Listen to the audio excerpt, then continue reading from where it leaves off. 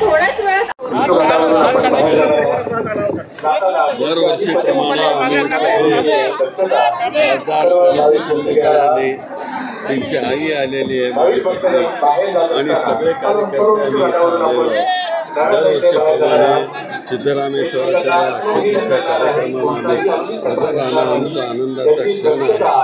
आम्ही शुभेच्छा देतो सगळ्या सोलापूरकरांना, सोलापूर जिल्ह्यातल्या लोकांना त्यांचं आयुष्य सुधारावं, आयुष्यामध्ये खूप आनंद मिळावा, संपन्नता मिळावी अशा प्रकारची प्रार्थना।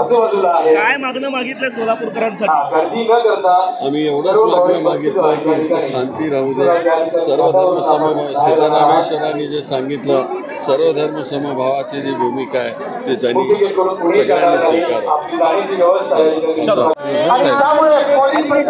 स्वीकारावं।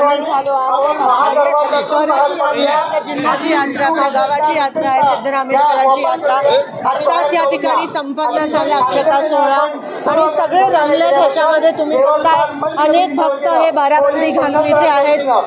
परमपूज्य होडगी महाराज देखील आज ह्याच्यामध्ये शामिल आहेत आणि सगळ्या महिला, सगळे पुरुष, सगळे दूर दूर गावावरून आलेले सगळे आज सिद्धरामेश्वराच्या ह्या चरणस्पर्शी आम्ही चरणस्पर्श करत आहोत, नतमस्तक झालोय।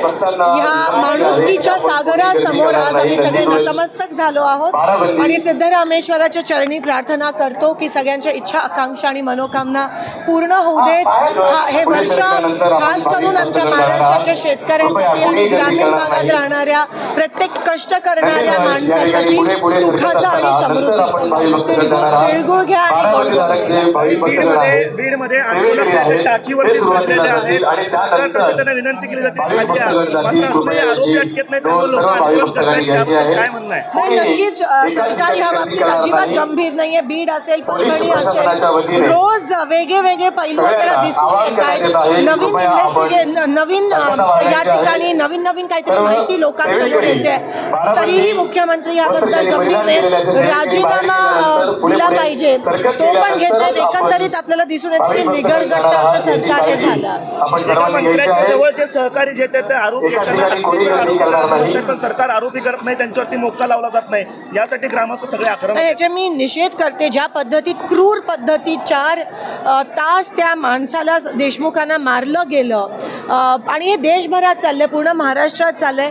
हे कोणीतरी म्हणालं, सुरेश धस म्हणाले की म्हणजे जनावराला जरी असं मारलं तर अंगार शहर आहे, तो माणसाला मारतायत आणि हे पहिल्यांदा असं झालं नाहीये बीड जिल्ह्यात। बीड जिल्हा हा ह्या गोष्टीसाठी प्रसिद्ध आहे। आतापर्यंत हे सगळे प्रकरण झाकले गेले आहेत आणि म्हणून या लोकांना आता ते भोगावं लागणार आहे आणि त्यांना अटक झालीच पाहिजे।